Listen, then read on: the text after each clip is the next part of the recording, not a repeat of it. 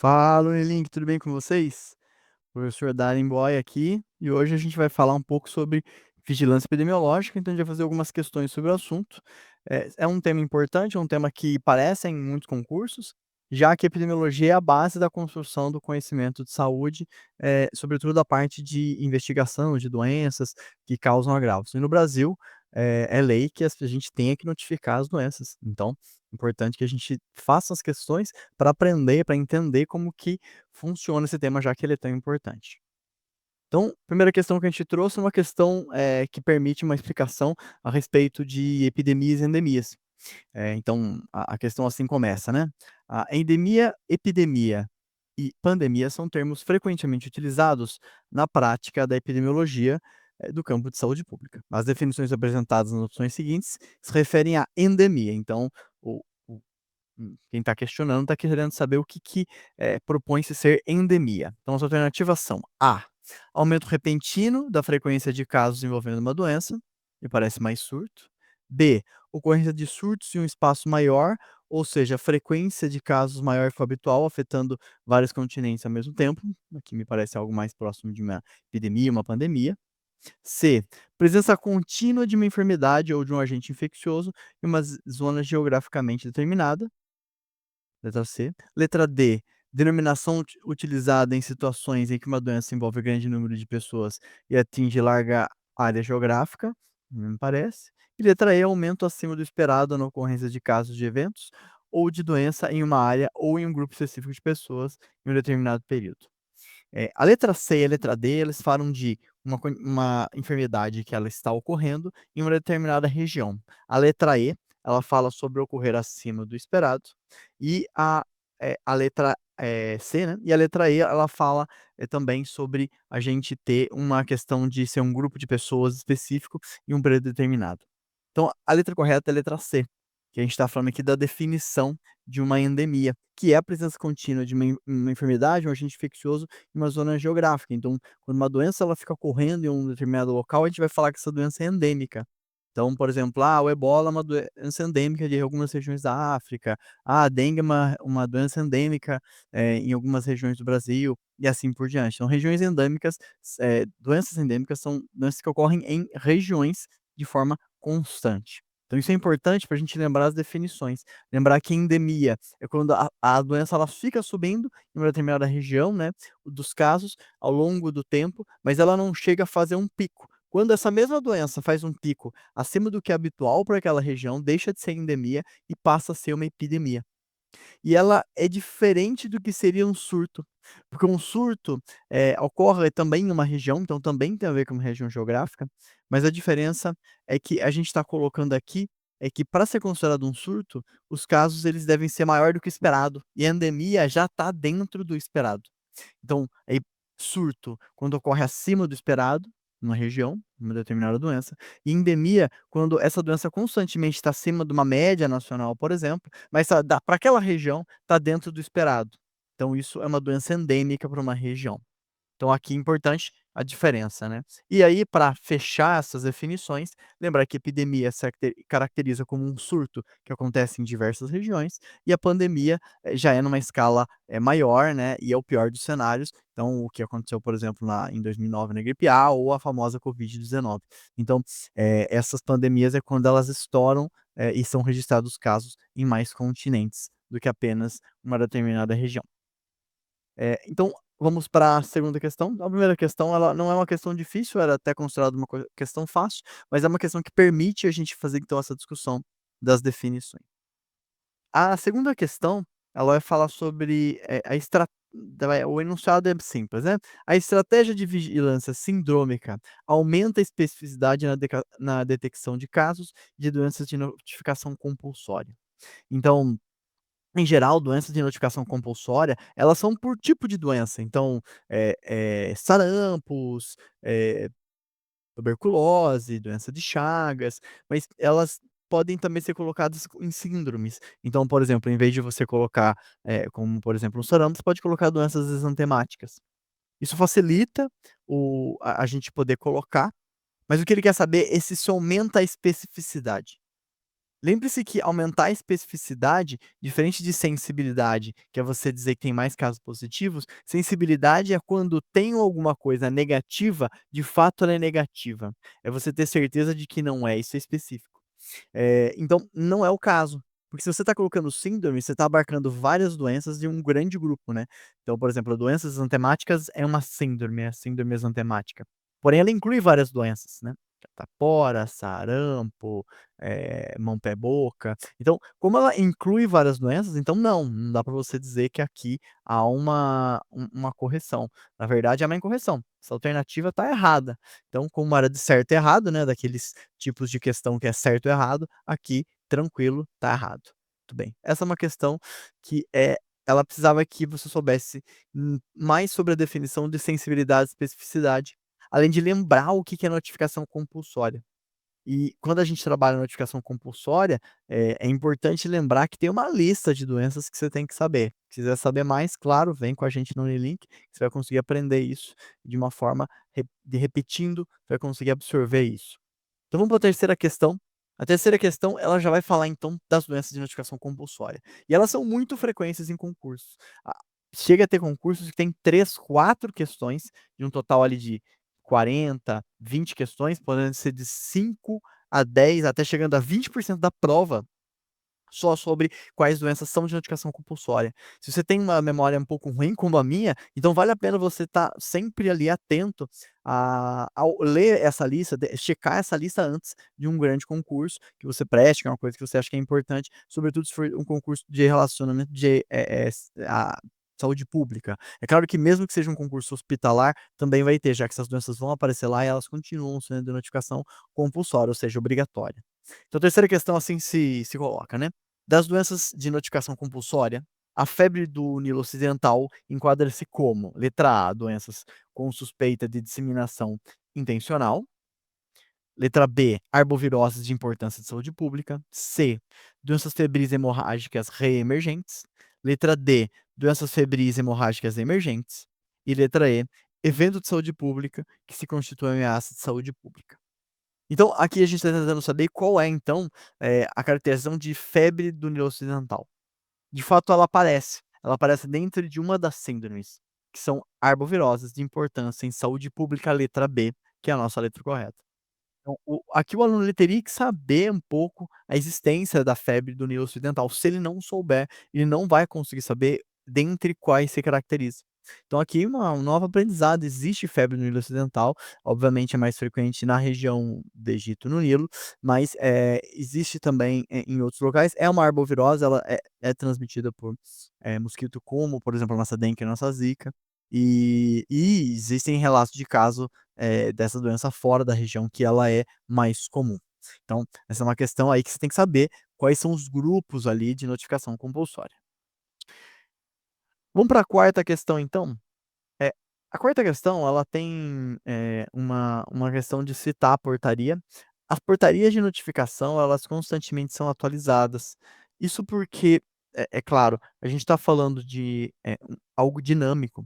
As doenças, elas vão evoluindo de forma dinâmica, e aí, assim como, por exemplo, antigamente não era incluído arboviroses, como por exemplo, Nilo, antigamente também não tinha covid, hoje em dia elas aparecem. E outras doenças que há muito tempo não se notificam, às vezes elas acabam ficando esquecidas, mas às vezes elas ainda estão lá, ou às vezes não. Então, tem que ficar atento a como está essa lista.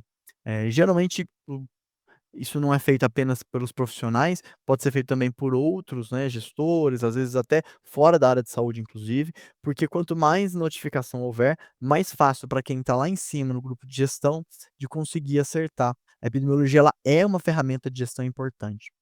Em geral, a gente tem como, olhar esses dados através dos sistemas de saúde e se a gente não olhar, a gente acaba ficando vendido como gestor. Então é importante ter atenção à notificação dos dados, porque senão o gestor não consegue pensar na melhor solução de saúde pública. Então a quarta questão ela cita a portaria, note que a portaria de 2020 já tem uma mais atual do que essa. Elas vão sendo atualizadas de tempos em tempos. Então com base na portaria 264/2020, a infecção pelo vírus da imunodeficiência humana, HIV, ou síndrome da imunodeficiência adquirida, SIDA, é doença de notificação compulsória semanal. Então já aqui foi uma afirmação. Então HIV tem que notificar de forma semanal. Fez um diagnóstico, vai entrar num quadrinho lá e você vai ter que somar esses quadrinhos ao longo de uma semana para enviar. Ela geralmente pode ser feita por dupla checagem, então, por exemplo, o laboratório do município pode notificar, e a unidade que a pessoa trabalha, uma unidade básica, por exemplo, um hospital, também vai notificar. Lá dentro do município existe uma pasta, né, uma região, que é uma secretaria ou umas cidades menores ali, vai ter um departamento de vigilância epidemiológica, que vai olhar esses dados, vai checar que não tenha duplicação, e vai, enviar isso para o governo do estado, e o governo do estado vai compilar esses dados e depois eles acabam até devolvendo para os municípios, esses dados já compiladinhos, mas o município quando envia já meio que também tem esse fechamento. E aí então, ele já afirmou uma coisa e ele quer saber então o seguinte, então ele afirma que, a SIDA e HIV são de notificação compulsória semanal, toda semana tem que ser enviado.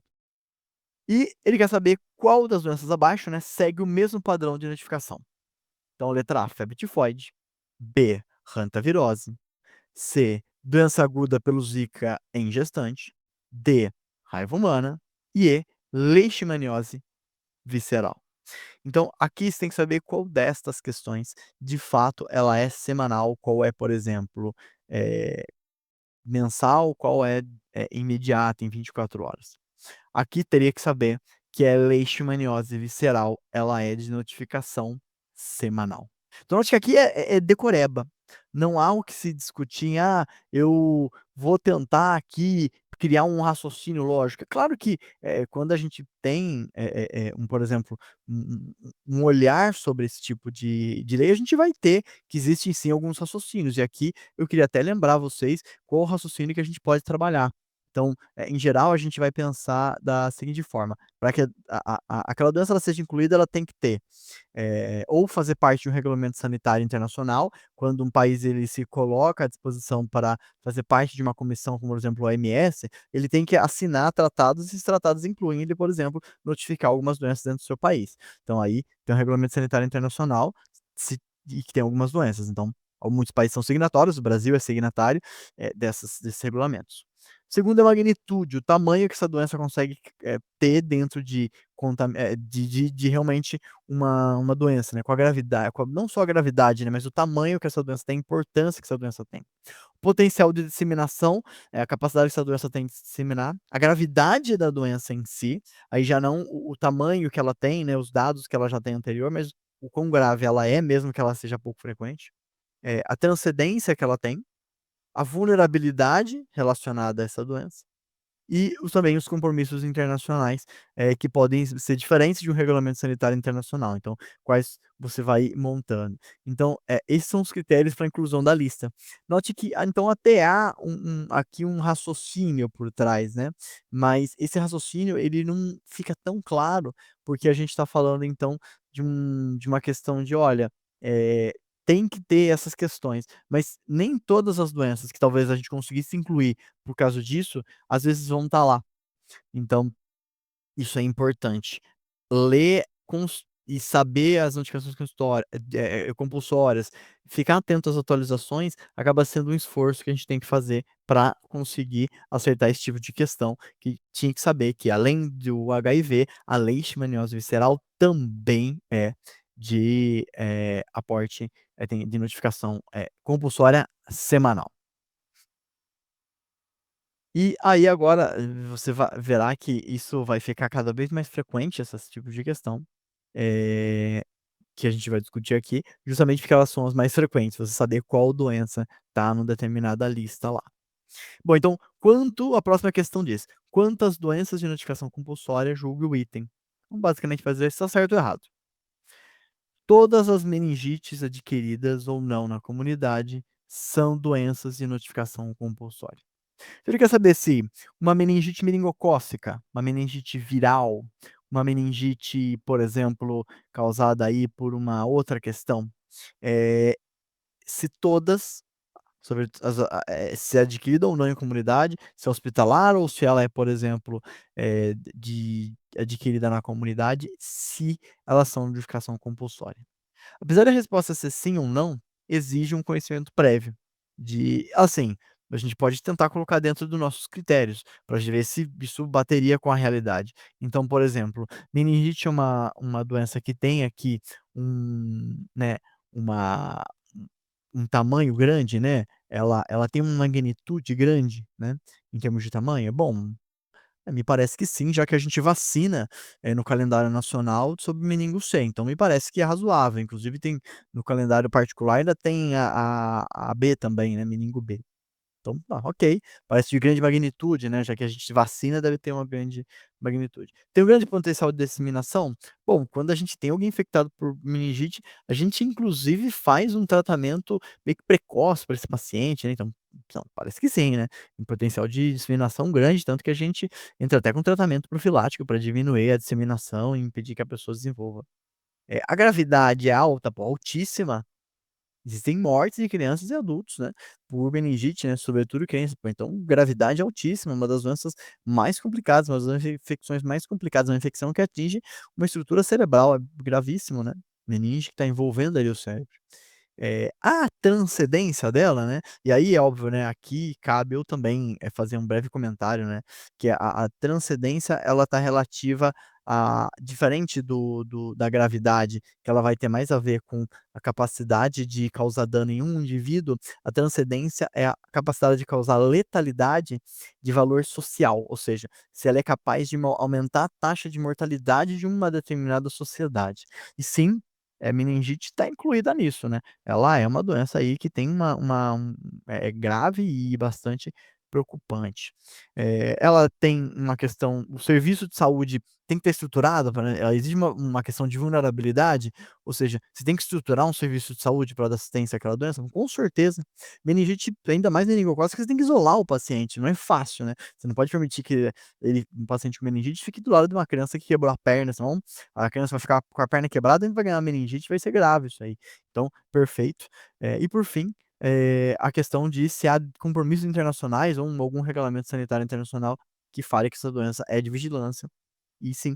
Então, bom, meningite gabaritou aí todos os pontos, então, com certeza ela deve estar incluída dentro da notificação compulsória. Então sim, está correto. Todas as meningites, adquiridas ou não na comunidade, são doenças de notificação compulsória. Então é importante ser de cor. Então, note que por mais que a gente crie um raciocínio, e é importante repetir esse raciocínio 2 vezes, para que sedimente, de fato é uma certa decoreba. Porque por mais que seja feito raciocínio, às vezes uma doença que você faz um bom raciocínio, às vezes não está incluído. Uma coisa que tem que ficar claro é que muitas vezes não vai ser uma doença, se eles quiserem fazer uma pegadinha aqui, eles vão fazer uma pegadinha de uma doença que não é infecciosa, às vezes pra ver se há um erro, né. Então essa é importante. Então essas foram as questões de vigilância epidemiológica, então agradeço aí o carinho, a atenção e fique junto com a gente aqui que a gente vai resolvendo mais questões, vai aprendendo com a gente e vai aí se tornando cada vez mais competente. Tamo junto, tchau, tchau, Nilink.